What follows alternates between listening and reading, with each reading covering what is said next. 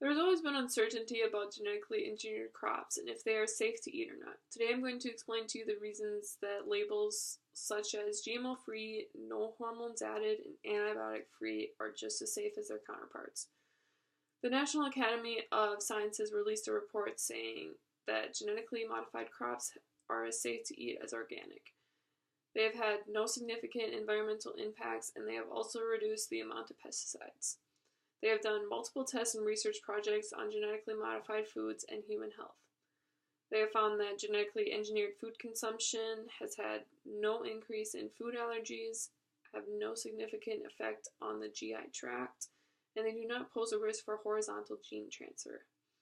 There's also been many people that claiming that genetically modified foods cause cancer, obesity, or autism, but with research, each of these claims has been proved wrong.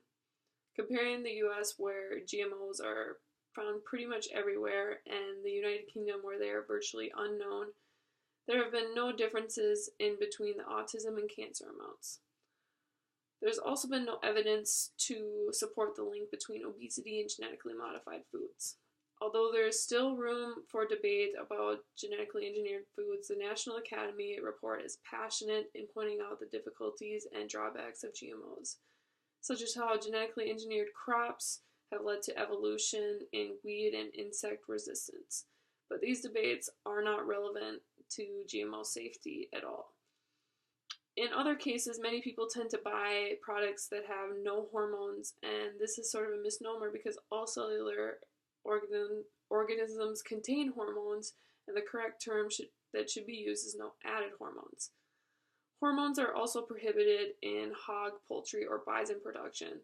So if it says that this has no added hormones on one of these labels, it makes people believe that the other products have hormones added, which is not true because they are prohibited. But for cases such as dairy or beef, hormones can be added and people question if they are safe or not. According to the Food and Drug Administration, these hormones are not dangerous. People have been saying that these hormones in the food supply have contributed to cancer, early puberty in girls, and other health problems in humans.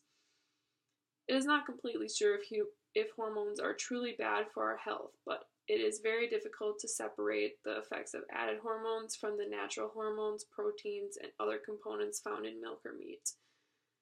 The use of antibiotics in meat has also caused a huge debate. Many believe that cows should be on a pasture and only eating grass at all times. But these antibiotics are also necessary to have a steady supply of low-cost, disease-free meat. Many farmers believe that it is the overuse of antibiotics in humans that have caused a rise in drug-resistant bacteria. But really, it is about using the antibiotics with good judgment and in situations where they are needed. There will always be debates about these issues, but I hope I have helped in some way showing you that GMOs, hormones, or antibiotics are not harmful.